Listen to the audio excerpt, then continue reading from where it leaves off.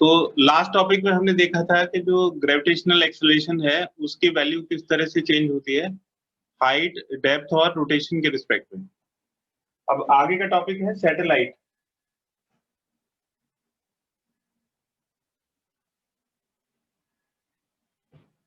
Satellite क्या होता है कि जैसे प्लेनेट है, जैसे अर्थ हमारा एक प्लेनेट है, तो उसके अराउंड किसी ऑर्बिट में एक हैवी बॉडी एक कांस्टेंट वेलोसिटी के साथ चक्कर लगाती है। सपोज करो ये सैटेलाइट का मास है m, ये प्लेनेट है, जैसे ये प्लेनेट हो गया अर्थ।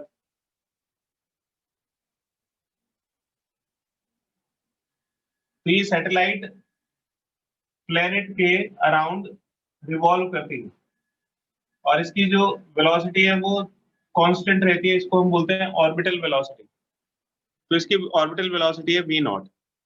तो आप बताइए कि अगर कोई ऑब्जेक्ट एक सर्कुलर मोशन में रिवॉल्व करता है तो उसको किस चीज की जरूरत होती है? सर्कल में रिवॉल्व करने के लिए किसी भी ऑब्जेक्ट को किस चीज की रिक्वायरमेंट होती है?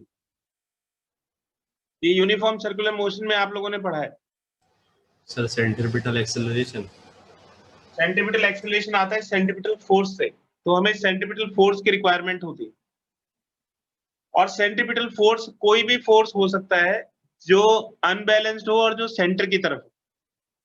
तो आप बताइए कि अगर ये अर्थ है, अर्थ का मास हमने कैपिटल एम ले लिया, ये अर्थ का मास हो गया कैपिटल एम, और अर्थ की जो रेडियस है उसको कैपिटल आर ले लिया, ये कैपिटल आर, और सपोज करो कि इसकी जो हाइट है वो स्मॉल एच के बराबर है। तो ये जो पूरी डिस्टेंस है इसको हम स्मॉल आर से डिनोट कर सकते हैं या आर प्लस एच लिख सकते हैं। तो कहीं तो इसमें स्मॉल आर को यूज किया जाता है, कहीं पे कैपिटल आर प्लस एच को यूज किया जाता है। तो आप बताइए ऐसा कौन सा फोर्स है इन दोनों के बीच में, अर्थ और सैटेलाइट के बीच में, जो कि सेंट्रीपिटल फोर्स का काम करेगा? क्या यहाँ पे कोई फोर्स एग्जिस्ट करता है? Sir, gravitational force. Gravitational force. तो ये जो सैटेलाइट और अर्थ के बीच में जो ग्रेविटेशनल फोर्स होगा, ये ग्रेविटेशनल फोर्स यही सेंट्रीपिटल फोर्स का काम करेगा। तो gravitational force will become centripetal force. अब दोनों का फॉर्मूला बताइए। अगर कोई ऑब्जेक्ट v नॉट वेलोसिटी से मूव कर रहा है तो उसके लिए सेंट्रीपिटल फोर्स की क्या फॉर्मूला होता है? सेंट्रीपिटल फोर्स का फॉर्मूला बताइए। Centripetal force is v square upon r, है ना? तो यहाँ पे m जो है वो तो मास ऑफ सैटेलाइट हो जाएगा, v इसकी ऑर्बिटल वेलोसिटी आ जाएगी, तो ऑर्बिटल वेलोसिटी हो गया v नॉट, और ये जो r है, ये जो डिस्टेंस है, इसकी प्लेस पे आ जाएगा r प्लस एच। तो जो सेंट्रीपिटल फोर्स है उसकी वैल्यू हो जाएगी m into V nought square upon r plus H. और इन दोनों के बीच में जो ग्रेविटेशनल फोर्स है उसका क्या फॉर्मूला बनेगा?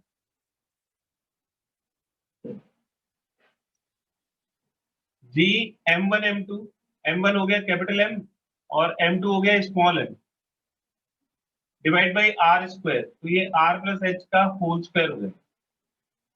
ये ग्रेविटेशनल फोर्स और यही ग्रेविटेशनल फोर्स क्या बन जाएगा? सेंट्रीपिटल फोर्स बन जाएगा।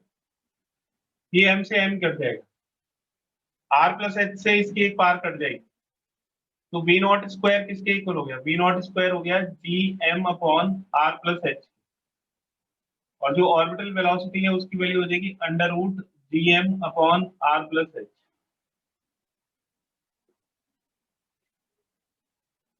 ठीक है, इससे हम इसकी वी नॉट कैलकुलेट हो जाएगा, तो इसकी काइनेटिक एनर्जी भी निकाल सकता है।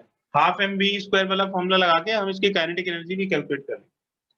तो orbital velocity of satellite V nought is equal to under root G M upon R plus H. तो आप बताइए कि जो ऑर्बिटल वेलोसिटी है वी नॉट, वो किन किन चीजों के ऊपर डिपेंड करती है? इस फॉर्मूले में देख के बताइए कि ऑर्बिटल वेलोसिटी किस किस के ऊपर डिपेंड करेगी? क्या वो मास h के ऊपर, हाइट फ्रॉम द या डिस्टेंस फ्रॉम द प्लेनेट? क्या वो मास ऑफ सैटेलाइट के ऊपर डिपेंड करता है? No sir. ये जो मास ऑफ सैटेलाइट है स्मॉल m, ये कैंसिल हो गया। इसका मतलब है कि जो ऑर्बिटल वेलोसिटी है वो मास ऑफ सैटेलाइट के ऊपर डिपेंड नहीं करता। V naught does not depend mass of satellite.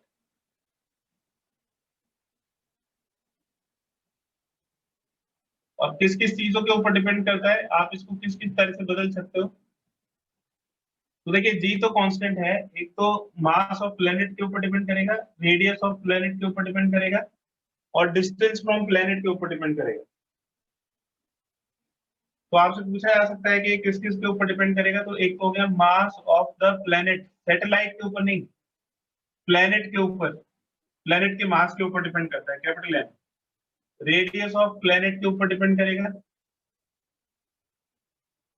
और हाइट कितनी है प्लेनेट से सैटेलाइट की, हाइट ऑफ ऑर्बिट, ये small h, height of orbit from surface of the from the surface of the planet. Sir mass और r तो constant होंगे, वो तो हमें नोन है कि मास ऑफ अर्थ इतना होगा और रेडियस ऑफ अर्थ इतना होगा। हाँ, लेकिन प्लेनेट तो बदल सकता है ना, अलग अलग प्लेनेट के लिए उसका मास और वो चेंज हो जाएगा,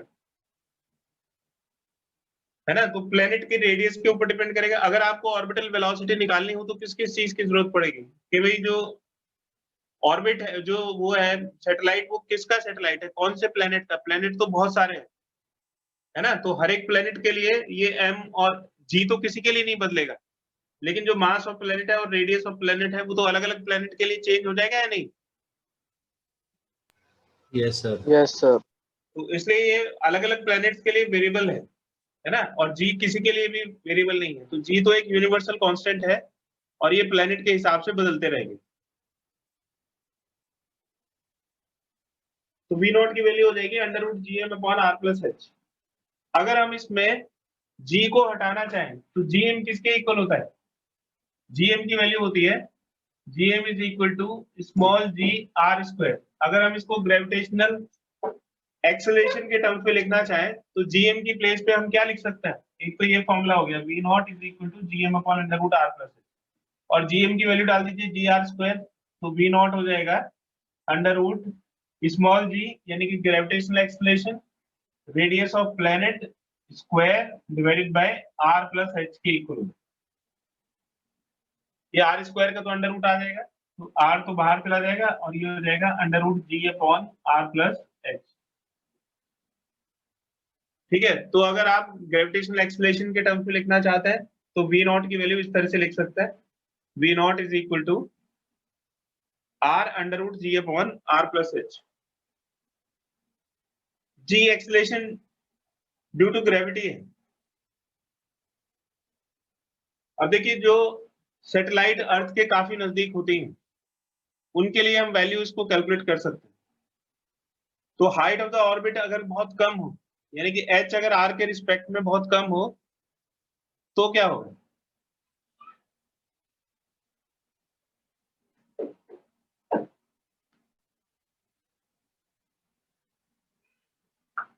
if orbit is very low, if orbit of satellite is very low,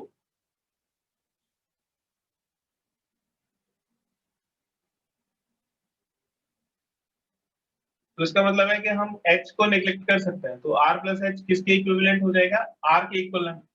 तो हम r प्लस एच को r से रिप्लेस कर सकते हैं, तो v नॉट की वैल्यू हो जाएगी under root G R square upon R plus H. ये वाला जो r प्लस एच है इसको r लिखते हैं, तो ये कैंसिल हो जाएगा और ये अंडर रूट जी आर हो जाएगा।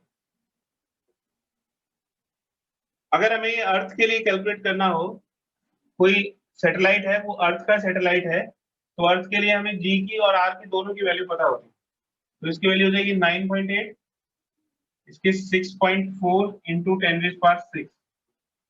आप इसको कैलकुलेट करोगे तो 7.92 इंटू 10⁻³ मीटर पर सेकेंड आ जाएगा। 10⁻³ को किलोमीटर लिख सकता है, तो 7.92 किलोमीटर पर सेकेंड। देखिए जो सैटेलाइट की स्पीड होती है वो कितनी ज्यादा होती है, एक सेकंड में लगभग 8 किलोमीटर चलती है, तो काफी तेज ये सैटेलाइट मूव करती है अर्थ के अराउंड 8 किलोमीटर पर सेकंड की स्पीड से। तो जो लो सैटेलाइट होती है, आपसे ये एक नॉलेज बेस्ड क्वेश्चन पूछा जा सकता है 1 नंबर में कि what is the orbital velocity of low satellites, है ना, जो इसके अर्थ की सरफेस के काफी नजदीक है। तो ये आपको ये रिजल्ट भी याद रखना पड़ेगा, 7.92 किलोमीटर पर सेकेंड। अब ये जैसे कोई सैटेलाइट है, वो इसके ऑर्बिट में जो चक्कर लगाएगी, तो उस चक्कर लगाने का अपना एक टाइम होगा। अब क्योंकि वी नॉट कॉन्स्टेंट है और एक पर्टिकुलर सैटेलाइट के लिए उसका रेडियस और हाइट भी अगर कांस्टेंट है, तो हम इसका टाइम कैलकुलेट कर सकते हैं। तो एक रेवोल्यूशन के लिए जो टाइम होगा उसको हम बोलेंगे time period of the satellite. तो आप बताइए कि टाइम पीरियड ऑफ सैटेलाइट कैसे कैलकुलेट करेंगे। ये सब बेटा पीडीएफ में लिखा हुआ है, जो पीडीएफ आपको भेजा है साइकत ने।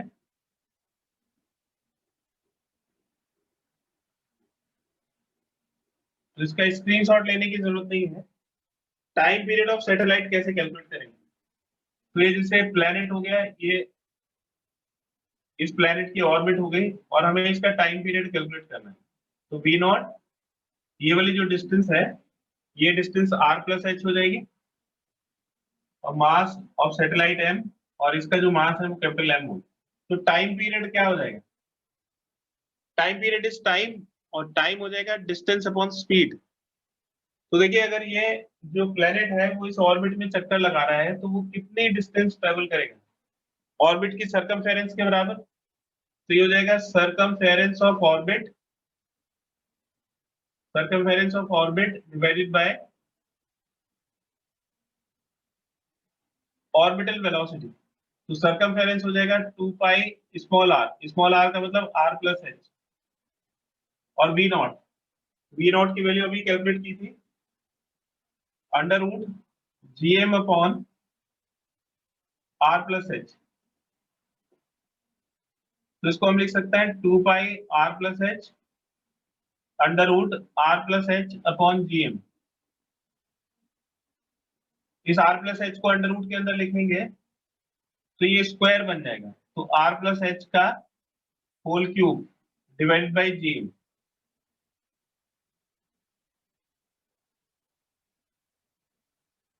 और gm को, ये एक फॉर्मूला हो गया, और gm को हम जी आर स्क्वायर लिख सकते हैं। तो 2 pi under root r plus H, और ये जो gm है ये स्मॉल जी आर स्क्वायर के इक्वल होता है, ये इसका दूसरा फॉर्मूला हो।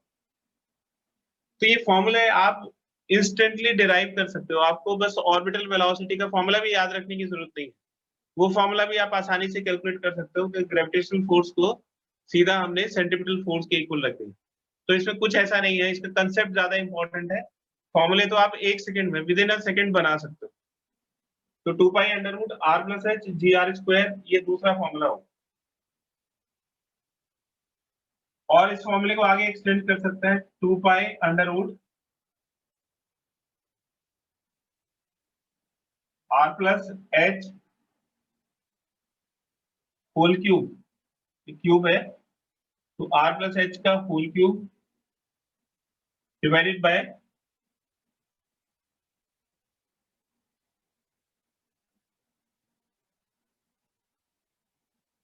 ये जो gm है, gm, इससे मैं ये gm से यहाँ पे फॉर्मूला लिख रहा हूँ। तो g लिख दिया मैंने, और m की प्लेस पे क्या आ सकता है, मास ऑफ अर्थ। तो मास ऑफ अर्थ हो जाएगा वॉल्यूम, यानी कि 4/3 पाई r क्यूब, ये मास हो गया, और इसको हमने डेंसिटी से मल्टीप्लाई कर दिया, तो मास आ जाएगा वॉल्यूम इनटू डेंसिटी। तो ये जो कैपिटल M है, इसकी प्लेस पे हम वॉल्यूम इनटू डेंसिटी लिख सकते हैं।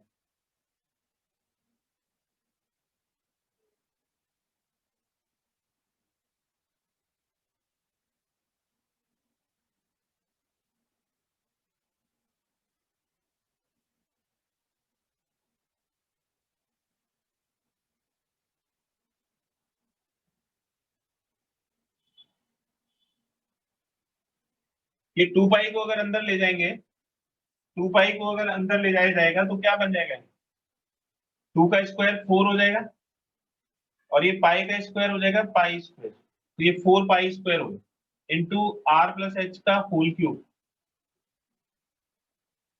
ये जो 3 नीचे लिखा हुआ है, ये 3 ऊपर चला जाएगा, और नीचे आ जाएगा g इंटू 4 पाई r क्यूब। तो देखिए 4 से 4 कैंसिल हो जाएगा, और पाई से इसकी एक पार कैंसिल हो जाएगी, तो ये हो जाएगा √3 pi into r plus H का whole cube divided by g into r cube.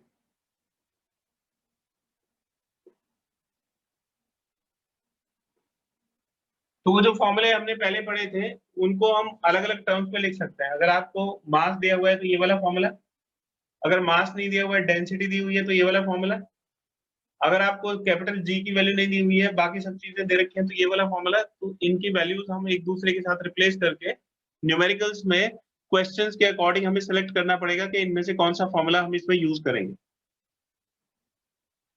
Low satellite के लिए, फॉर अ लो सैटेलाइट,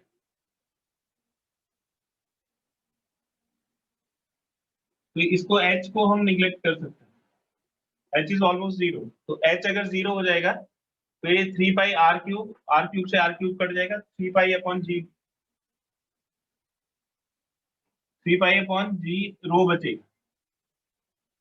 तो ये हो जाएगा time period is equal to √3 pi upon g row.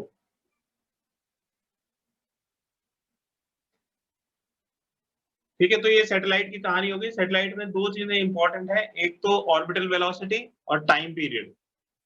Orbital velocity के अलग अलग टर्म्स के फॉर्मूले हैं, जैसे जीएम के टर्म्स में और जी आर स्क्वायर के टर्म्स। इसके बाद एक पर्टिकुलर तरह की सैटेलाइट होती है जिसको हम बोलते हैं जियो स्टेशनरी और सिंक्रोनस सैटेलाइट। इसके नाम में ही इसकी डेफिनेशन है।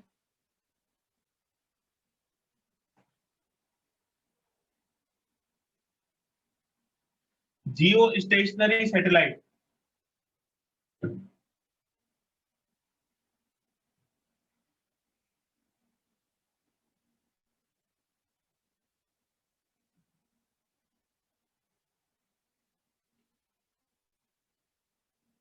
जियो स्टेशनरी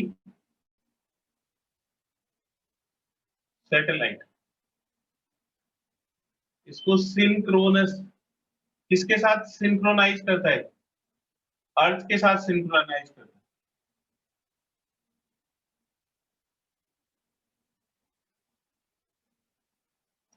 तो ये ऐसी सैटेलाइट होती है जो अर्थ के रिस्पेक्ट में स्टेशनरी रहती है, यानी कि अर्थ जिस स्पीड से रोटेट करती है और जिस डायरेक्शन में रिवॉल्व करती है, ये सैटेलाइट भी बिल्कुल अर्थ के साथ साथ उसी एंगुलर स्पीड से और उसी डायरेक्शन में रिवॉल्व करती है। तो ये अर्थ के रिस्पेक्ट में स्टेशनरी रहती है। तो इसमें क्या क्या प्रॉपर्टीज होती है? ये जो सैटेलाइट है, the satellite which revolve, which appears, ये कैसे दिखती है? स्टेशनरी दिखती है, stationery relative to earth.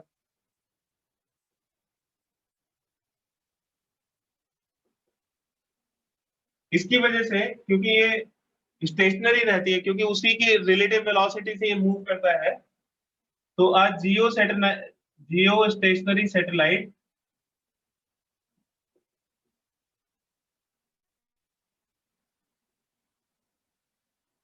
stays over the same place, stays over the same place, same place above the earth।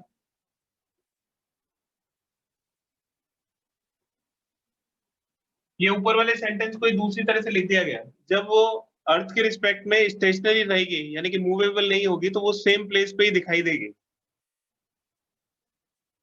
इसमें क्या क्या प्रॉपर्टीज होती है? एक तो जो ऑर्बिट होती है, orbit of geostationary satellite,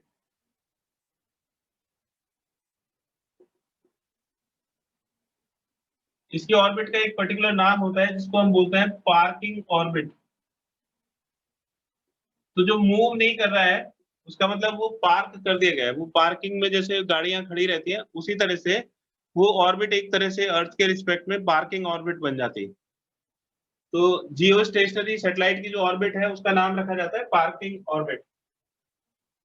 और इसमें क्या क्या प्रॉपर्टीज होंगी? इट शुड रिवॉल्व, इट मतलब geostationary satellite revolve in orbit, ये ऐसी ऑर्बिट में रिवॉल्व करेगा concentric and coplanar with equatorial plane.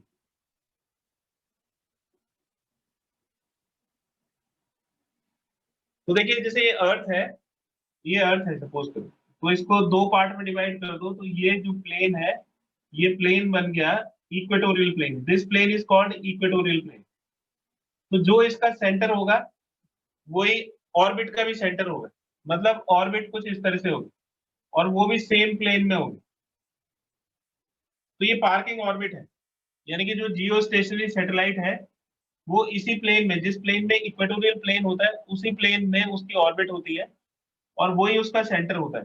अब क्योंकि ये बाहर है तो ये अर्थ के बाहर इस तरह से रिवॉल्व करेगा, तो ये जो इक्वेटोरियल प्लेन है उसका सेंटर और जियो स्टेशनरी सैटेलाइट का जो ऑर्बिट है उसका सेंटर सेम होता है और प्लेन भी सेम होता है। ये इसका मतलब ये प्रॉपर्टी हो गई। सेंस ऑफ रोटेशन, देखिए जो अर्थ है वो अपनी ऑर्बिट के अराउंड रोटेट करती है, या तो एंटी क्लॉकवाइज रोटेट करेगी या क्लॉकवाइज रोटेट करेगी। तो जैसे अर्थ रोटेट करती है उसी तरह से ये ऑर्बिट भी उसी सेंस में अर्थ के साथ साथ रोटेट करती रहती है। It's sense of rotation should be same as that of earth.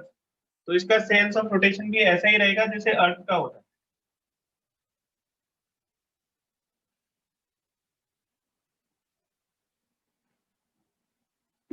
Its sense of rotation is same as that of Earth.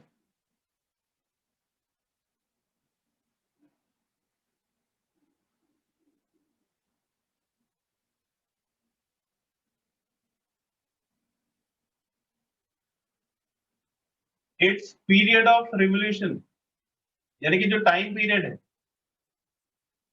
Revolution किसके अराउंड, अराउंड द अर्थ,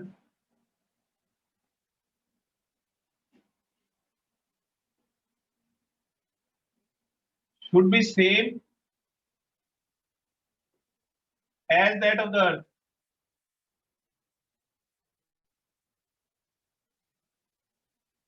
देखिए अर्थ अपने एक्सिस के अबाउट रिवॉल्व कर रही है, तो अपने एक्सिस के अबाउट रिवॉल्व करने में उसको जितना टाइम लगता है मतलब 24 घंटे लगता है, तो इस सैटेलाइट को भी इस पूरी ऑर्बिट को एक चक्कर काटने में पूरा एक दिन लगेगा, यानी कि 24 घंटे लगेंगे। तो जो टाइम पीरियड है वो सेम रहता है। ये नॉलेज बेस्ड इंफॉर्मेशन है। Height of geostationary satellite, मतलब इसकी सरफेस से जो हाइट होगी, ये सरफेस हो गया, ये हाइट हो गई।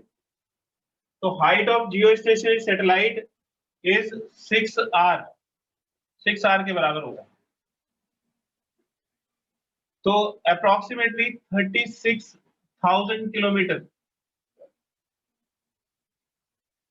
6 किलोमीटर के अराउंड रेडियस ऑफ अर्थ होती है, 6.4 किलोमीटर। तो जो height of geostationary satellite है वो 6,000 के करीब 6,400 किलोमीटर होती है। तो अप्रोक्सीमेटली अगर उसको 6,000 मान लिया जाए तो 6 आर अप्रोक्सीमेटली 36,000 किलोमीटर हाइट होती है।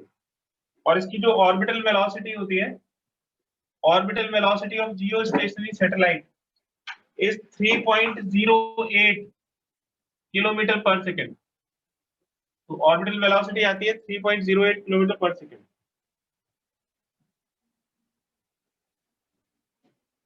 और जो एंगुलर मोमेंटम है, angular momentum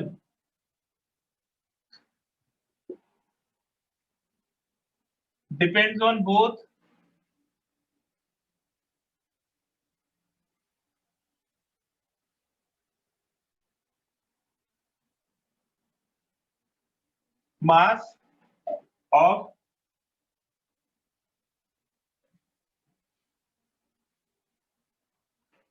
mass of satellite and planet,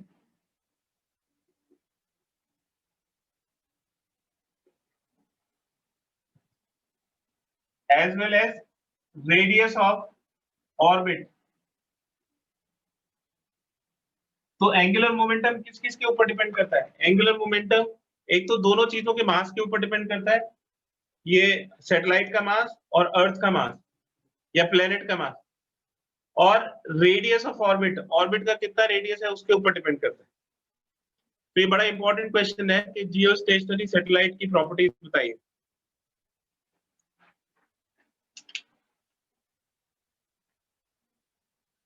तो इसके बाद है polar satellite.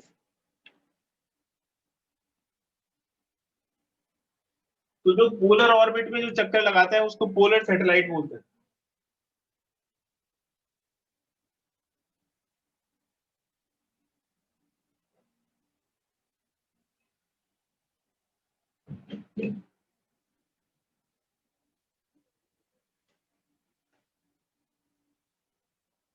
Polar satellite,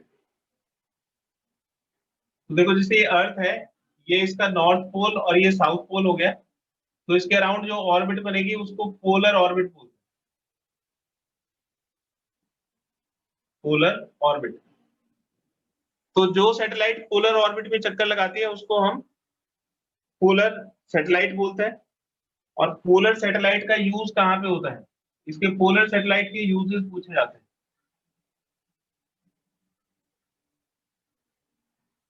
weather forecasting में इसका यूज होता है, वेदर फोरकास्टिंग।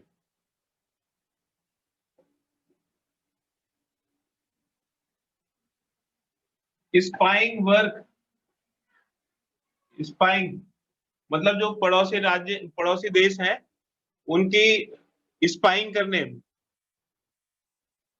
तो spying work for military purposes. तो जो जासूसी काम करते हैं मिलिट्री के लिए, उसके लिए भी इसका यूज किया जाता है।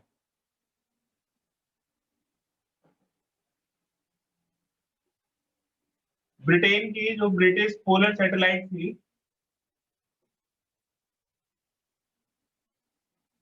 First detect hole in ozone layer. तो अर्थ के एनवायरमेंट की जो ओजोन की लेयर होती है उसमें होल को ब्रिटिश पोलर सैटेलाइट ने सबसे पहले डिटेक्ट किया।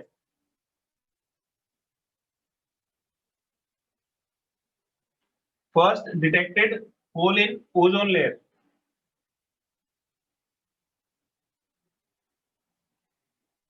These are used to study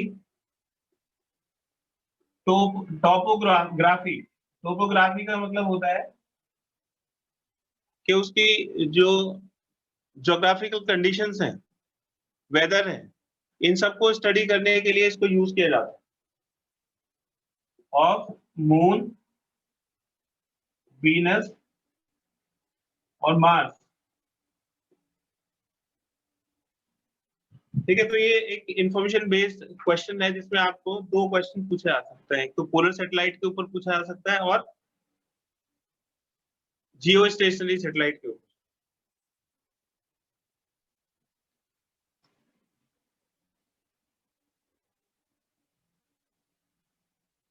के बाद नेक्स्ट टॉपिक है बेटा ग्रेविटेशनल फील्ड।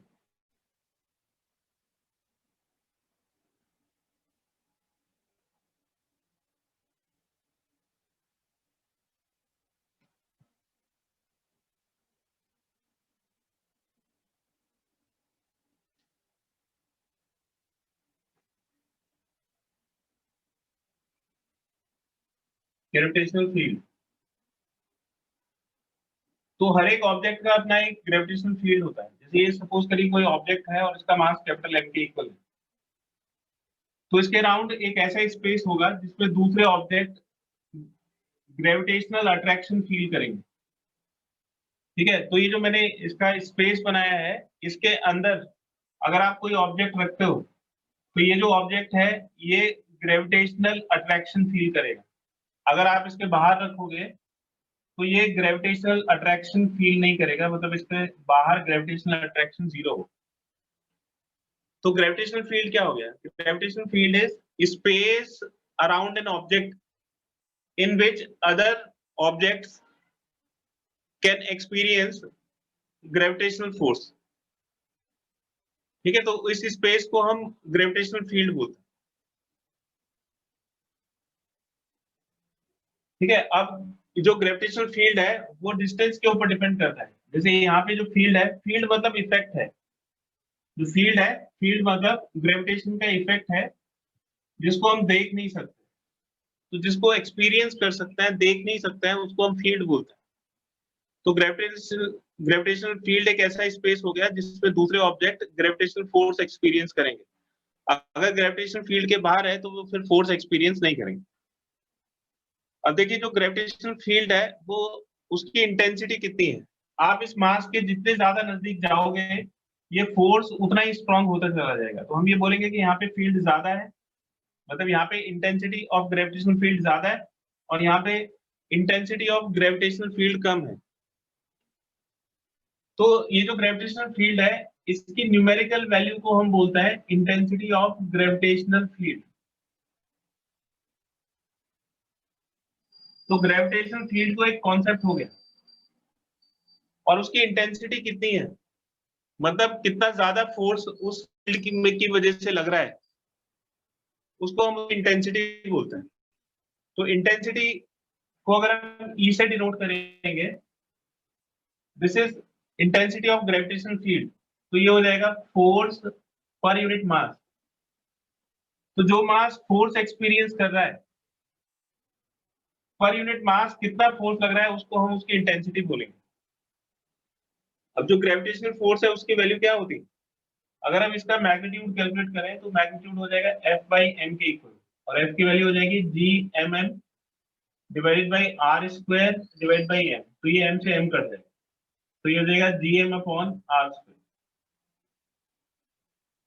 तो ग्रेविटेशनल फील्ड की जो इंटेंसिटी है वो एक तो जो फोर्स एक्सपीरियंस कर रहा है उसके मास के ऊपर डिपेंड नहीं करती, जिसकी वजह से फोर्स लग रहा है, मतलब जो प्राइमरी ऑब्जेक्ट है उसके मास के ऊपर डिपेंड कर रही है। अगर इसका हम फील्ड निकाल रहे हैं इस पॉइंट के ऊपर, तो ये जो मास है ये टेस्टिंग डिवाइस है ना, तो इसको हम बोलेंगे टेस्ट मास, क्योंकि ये जो मास है यही फोर्स करेगा ग्रेविटेशनल फील्ड को। तो आप इसको रखोगे, अगर इसके ऊपर फोर्स लगेगा तो हम बोलेंगे कि यहाँ पे ग्रेविटेशनल फील्ड है। फिर आपसे पूछा जाएगा कि भाई ग्रेविटेशनल फील्ड की इंटेंसिटी कितनी है। सर इसमें जो आर है वो भी रेडियस ही है? आर, आर जो है वो रेडियस नहीं है, वो इसके सेंटर से इसके सेंटर की डिस्टेंस है, इन दोनों के सेंटर्स के बीच की डिस्टेंस है। ठीक है, तो ये जो मास है उसका सेंटर और ये जो मास है उसके सेंटर, इन दोनों के बीच की जो डिस्टेंस है वो आर होगी। एक तरह से कहिए कि दोनों ऑब्जेक्ट्स के बीच की डिस्टेंस। तो जब भी दोनों ऑब्जेक्ट्स के बीच की डिस्टेंस निकालेंगे तो उसके सेंटर से कैलकुलेट करेंगे। तो इंटेंसिटी हो गया जीएम अपॉन आर स्क्वायर, और इसकी यूनिट क्या होगी इंटेंसिटी की, न्यूटन पर किलोग्राम। तो इसकी यूनिट हो जाएगी न्यूटन पर किलोग्राम।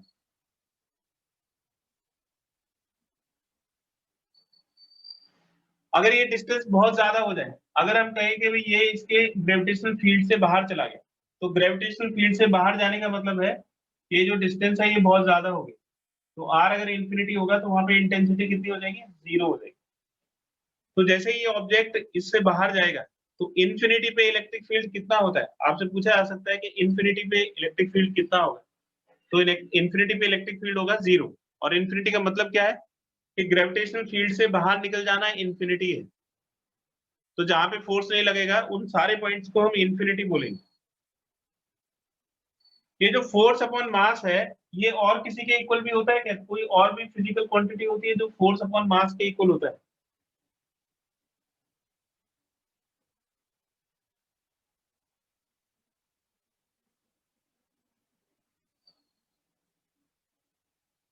फोर्स अपॉन मास और किसके इक्वल होगा, सर जैसे एक्सेलरेशन। एक्सेलरेशन। ठीक है, तो इसकी जो वैल्यू है वो एक्सेलरेशन के, अगर कोई ऑब्जेक्ट है, ठीक है, आप जैसे आप इसको ग्रेविटेशन फील्ड के अंदर रखोगे, ग्रेविटेशनल फोर्स लगेगा तो इसमें जितना एक्सेलरेशन प्रोड्यूस होगा उसकी न्यूमेरिकल वैल्यू इंटेंसिटी की न्यूमेरिकल वैल्यू के इक्वल होगी। ठीक है, अब हम कैलकुलेट करेंगे ग्रेविटेशनल पोटेंशियल एनर्जी। तो आप बताइए कि पोटेंशियल एनर्जी का मतलब क्या होता है, ये बड़ा इंपॉर्टेंट पार्ट है ग्रेविटेशनल पोटेंशियल एनर्जी। तो पोटेंशियल एनर्जी को समझिए कि पोटेंशियल एनर्जी क्या होता है।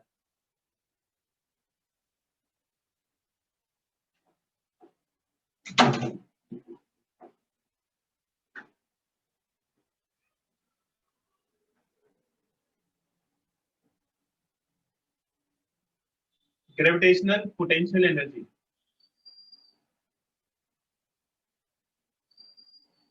देखिए जैसे सपोज करिए कि कोई ऑब्जेक्ट है m और यहाँ पे एक पॉइंट है p।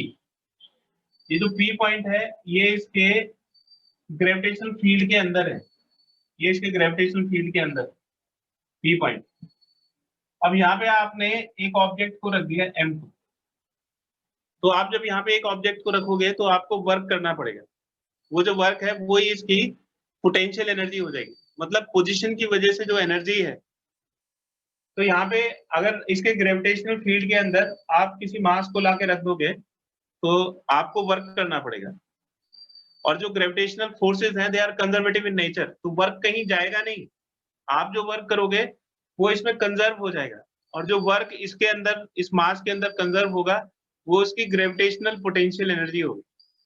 यानी कि ग्रेविटेशनल फील्ड के अंदर किसी भी पॉइंट पे किसी मास को रखने पे एक्सटर्नल एजेंसी को जो वर्क करना पड़ता है, that work is equal to gravitational potential energy. तो आप मुझे बताइए कि जैसे इसके फील्ड के अंदर कोई मास आ गया, मान लो ये मास m है और ये इसके फील्ड के अंदर आ गया, तो ये अपने आप आएगा या इसको किसी एक्सटर्नल एजेंसी को लाने की जरूरत पड़ेगी? तो इसमें ये इसको अट्रैक्ट करेगा या रिपेल करेगा? ये वाला जो मास है इस वाले मास को अट्रैक्ट करेगा या रिपेल करेगा?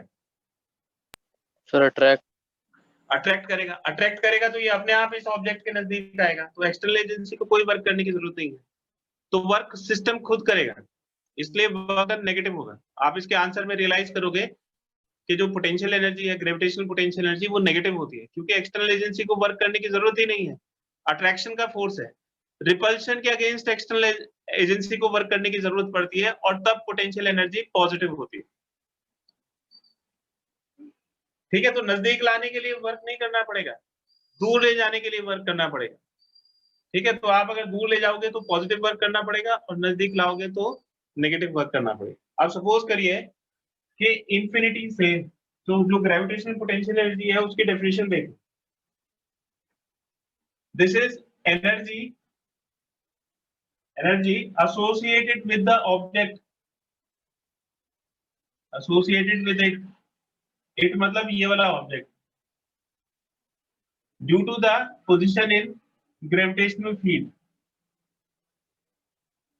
Position in gravitational field. तो ग्रेविटेशनल फील्ड के अंदर जो पोजीशन होती है, उस पोजीशन की वजह से जो एनर्जी होती है उसको हम ग्रेविटेशनल पोटेंशियल एनर्जी बोलते हैं।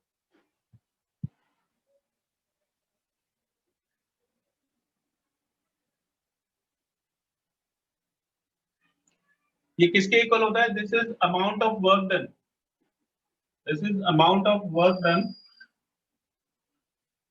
in bringing a body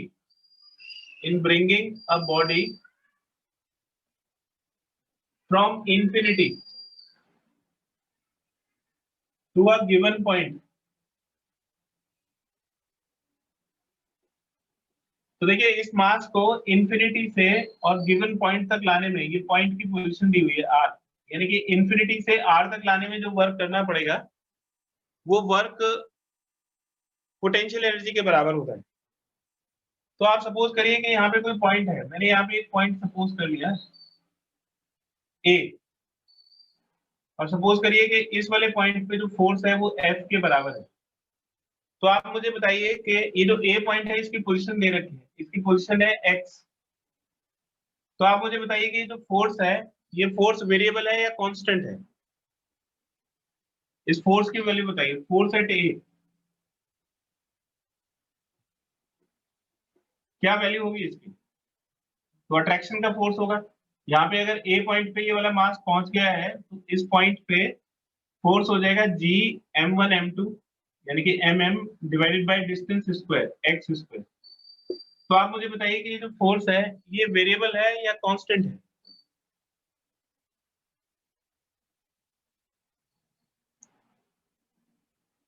आप अगर इस बात का आंसर नहीं दोगे तो इसका डेरिवेशन समझ में नहीं आएगा बेटा। आपको ये सोचना पड़ेगा कि ये जो फोर्स है ये हर पल बदल रहा है या कांस्टेंट रहेगा? सर वेरिएबल है। वेरिएबल है। क्यों वेरिएबल है? क्योंकि ये x के ऊपर डिपेंड करता है। तो हमने वर्क पावर एनर्जी में फॉर्मूला पढ़ा था, work done under a constant force and work done under a variable force. तो कांस्टेंट फोर्स में तो हम सीधा फोर्स इनटू डिस्प्लेसमेंट कर देते हैं, लेकिन वेरिएबल फोर्स में फोर्स इनटू डिस्प्लेसमेंट नहीं करते। पहले हम एक यूनिटरी डिस्प्लेसमेंट के लिए, मान लो ये एक यूनिटरी मतलब एक स्मॉल डिस्प्लेसमेंट है, एलिमेंट्री डिस्प्लेसमेंट, इसके लिए वर्क डन निकालेंगे तो हम इस वाले फोर्स को बहुत छोटे से डिस्प्लेसमेंट के लिए कांस्टेंट कंसीडर कर सकते हैं, और तब हम ए से लेके बी तक ले जाने में जो वर्क डन है उसको कैलकुलेट करेंगे। तो डीडब्ल्यू हो जाएगा force F into displacement, displacement हो गया डीएक्स। तो टोटल वर्क डन कैसे कैलकुलेट करेंगे? एलिमेंट्री वर्क डन निकालिए। एक छोटे से एलिमेंट्री डिस्प्लेसमेंट के लिए हम इस फोर्स को कांस्टेंट कंसीडर कर सकते हैं, और इसमें इसकी वैल्यू आ जाएगी एफ इंटू डीएक्स। अगर हमें टोटल वर्क डन कैलकुलेट करना है तो क्या करेंगे, इसको इंटीग्रेट कर देंगे, ये एफ इंटू डीएक्स को इंटीग्रेट कर देंगे। एक्स इसमें वेरिएबल है, एक्स की इनिशियल वैल्यू इंफिनिटी है और एक्स की फाइनल वैल्यू आर के इक्वल, तो ये इंफिनिटी से लेके आर तक जाएगा। तो वर्क डन हो जाएगा infinity to R F D X. अब इसमें एफ की वैल्यू डाल दीजिए, तो W is equal to infinity to R, और एफ की वैल्यू हो जाएगी G M M upon X square, तो ये G M M upon X square into D X होगी। अब इसको इंटीग्रेट कर लीजिए, तो W is equal to G M M, ये कांस्टेंट हो गया, और एक्स स्क्वायर को हम एक्स स्क्वायर माइनस 2 लिख सकते हैं, और ये इंफिनिटी से लेके आर तक। एक्स स्क्वायर एन का इंटीग्रेशन क्या होता है? एक्स स्क्वायर एन का इंटीग्रेशन होता है X square N plus one upon N plus one. तो एक्स स्क्वायर माइनस 2 का इंटीग्रेशन हो जाएगा डी एम एम, और इसका इंटीग्रेशन हो गया x square minus 2 plus one, ये माइनस 1, और इंफिनिटी से लेके आर। तो ये माइनस 1 तो बाहर चला जाएगा, कांस्टेंट है जीएमएम, और एक्स स्क्वायर माइनस 1 को लिख देंगे 1 अपॉन एक्स, और ये इंफिनिटी से लेके आर। अब ये लिमिट्स कैसे रखते हैं? W is equal to minus G M M, और लिमिट्स रखेंगे तो ये हो जाएगा 1 upon R minus 1 upon infinity. 1 upon infinity 0 हो जाएगा, तो इसकी वैल्यू हो जाएगी minus G M M divided by R, और ये जो वर्क डन है ये इसका पोटेंशियल एनर्जी होगी। तो potential energy of an object in gravitational field, किसी भी ऑब्जेक्ट के ग्रेविटेशनल फील्ड में जो पोटेंशियल एनर्जी है उसका फॉर्मूला हो जाएगा minus G M M divided by R. तो ये नेगेटिव ये बताता है कि एक्सटर्नल एजेंसी को वर्क नहीं करना पड़ता, वर्क उसको खुद मिलता है। आप एक बार इसको पूरा पढ़िए बेटा, मैं इतनी देर में पानी पीता हूँ, बताइएगा कोई प्रॉब्लम है तो मैं फिर एक्सप्लेन करता हूँ।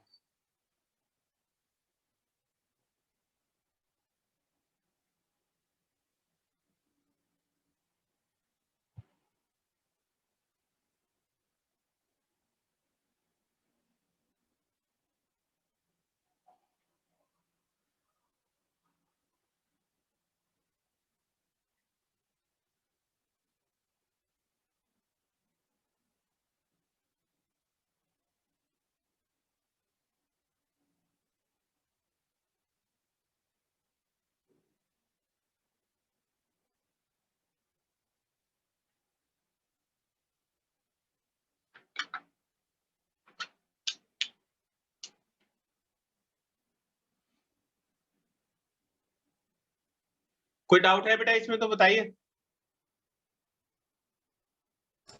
No sir. No sir. बताओ ग्रेविटेशनल पोटेंशियल एनर्जी का फॉर्मूला क्या होता है?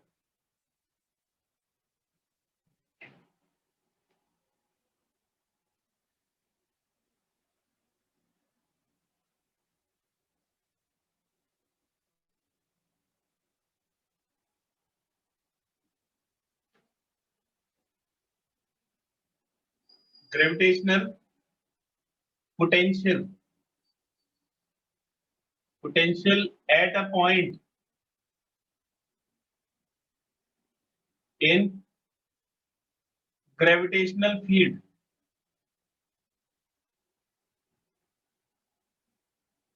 तो जो ग्रेविटेशनल पोटेंशियल है इसको हम V से डिनोट करते हैं।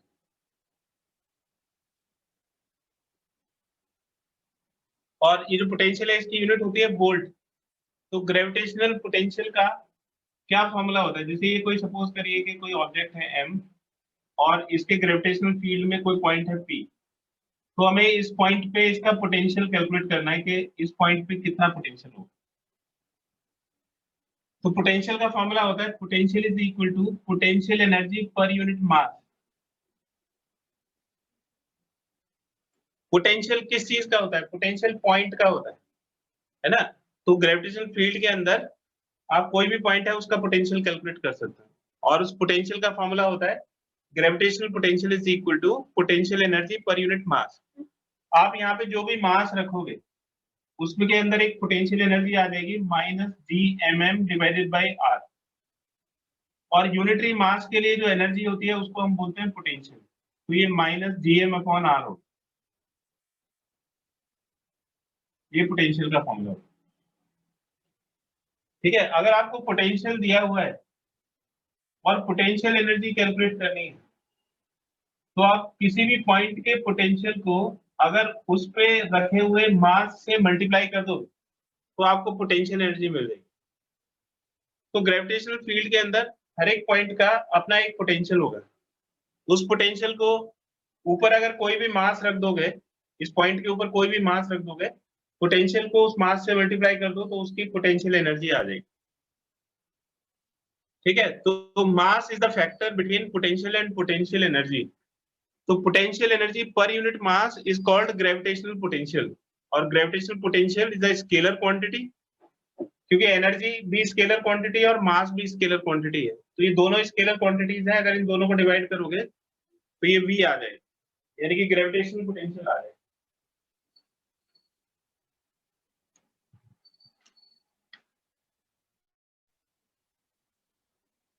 तो इसके बाद लास्ट पॉइंट है बेटा एस्केप वेलोसिटी। एस्केप का मतलब है कि वो मिनिमम वेलोसिटी जिससे कोई ऑब्जेक्ट पोटेंशियल ग्रेविटेशनल फील्ड से बाहर निकल जाएगा।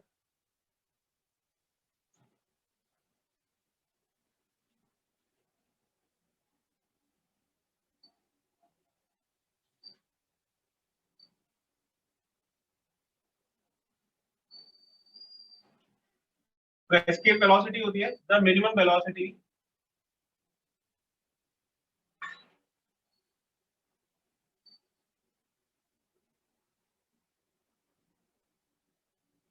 with which a body must be projected.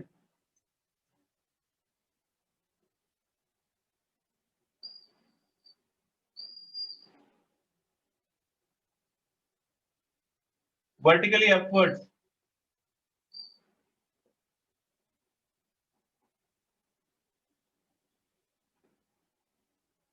so that it may just escape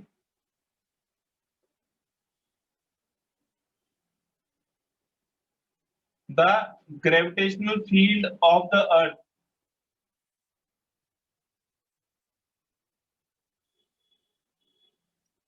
अगर आप किसी ऑब्जेक्ट को अर्थ की सरफेस से 200 मीटर पर सेकंड की स्पीड से फेंकते हो और वो उस स्पीड से अर्थ के ग्रेविटेशनल फील्ड से बाहर चला जाता है, उससे कम पे नहीं जाएगा, तो वो मिनिमम स्पीड हो गई जिससे आप अर्थ के ग्रेविटेशनल फील्ड से किसी ऑब्जेक्ट को बाहर निकाल सकते हो, तो वो उसकी एस्केप वेलोसिटी हो जाएगी।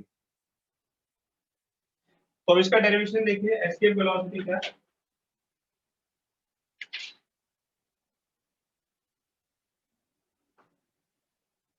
जैसे कोई ऑब्जेक्ट है, ये अर्थ की सरफेस पे रखा हुआ है, तो इसकी इनिशियल पोजीशन हो गई x is equal to r, और ये अर्थ का ग्रेविटेशनल फील्ड है। आपको इस ऑब्जेक्ट को यहाँ से यहाँ तक भेजना है, मतलब इंफिनिटी तक भेजना है।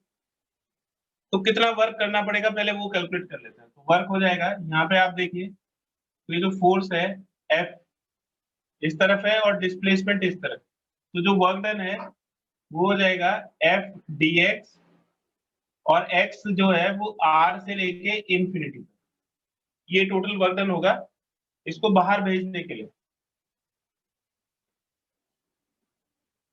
एफ की वैल्यू डालिए इसमें, तो एफ हो जाएगा GMM divide by x square, x ये डिस्टेंस हो गया और डी एक्सिस का डिस्प्लेसमेंट हो गया, ये एलिमेंट्री डिस्प्लेसमेंट हो गया। तो ए से लेके बी तक इसको कितना वर्क करना पड़ेगा इसके एफ के अगेंस्ट, एफ डी एक्स, और इसको आपको एक्स की वैल्यू कहां से कहां तक, आर से लेके इन्फिनिटी तक ले जाना, इसको इंटीग्रेट करना। तो GMM तो कांस्टेंट हो गया और ये एक्स स्क्वायर माइनस 2 और आर से लेके इन्फिनिटी, ये एक्स स्क्वायर माइनस 2 का हो गया x square minus 1 upon minus 1 R2 infinity, तो माइनस बाहर आ गया GMM और ये 1 अपॉन एक्स R2 इन्फिनिटी। तो सॉल्व करिए तो minus GMM 1 upon infinity minus 1 upon R, ये 1 अपॉन इन्फिनिटी तो 0 हो जाएगा, तो minus GMM 0 minus 1 upon R, तो ये माइनस से माइनस कैंसिल हो जाएगा और ये आ जाएगा GMM डिवाइडेड बाय R। तो इतना वर्क करना पड़ेगा इसको भेजने के लिए। अब दूसरी तरह से इस वर्क को निकालिए, ये जो वर्क डन है इस पे अंदर, इस ऑब्जेक्ट के अंदर कितनी एनर्जी दी जाए कि ये इस वर्क को कर सके। तो सपोज करिए कि इस ऑब्जेक्ट की जो एस्केप वेलोसिटी है, energy given to the object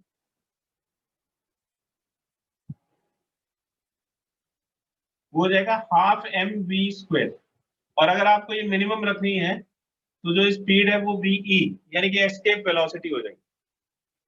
ये एनर्जी अगर इस वर्क के बराबर हो गई, वर्क भी एनर्जी होता है, तो अगर इस ऑब्जेक्ट को इतनी एनर्जी दी जाए इसके थ्रू, तो ये फिर एस्केप कर जाएगा, यानी कि ये वाली वैल्यू इस वाली वैल्यू के इक्वल होनी चाहिए। तो क्या कंडीशन बनेगी, kinetic energy minimum given to the object is just equal to the work done for escape the gravitational field, यानी कि GMM अपॉन R के इक्वल हो जाता है।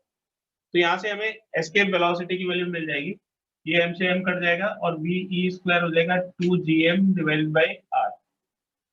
तो एस्केप वेलोसिटी की वैल्यू हो जाएगी √2gm डिवाइडेड बाय r, और gm किस इक्वल होता है, gr² के, तो ये r से r कट जाएगा और ये 2gr के इक्वल, और अगर 2 बाहर निकाल लो तो ये √gr के,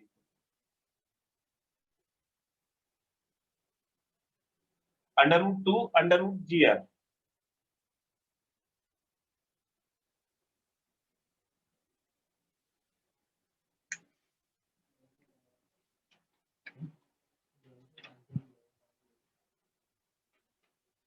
आपको बेटा इसमें 1 से लेके 22 तक के क्वेश्चंस करने हैं, पीछे 1 नंबर के क्वेश्चन दिए हुए हैं, तो आपको 1 से लेके 22 तक के क्वेश्चन करना है, ये होमवर्क।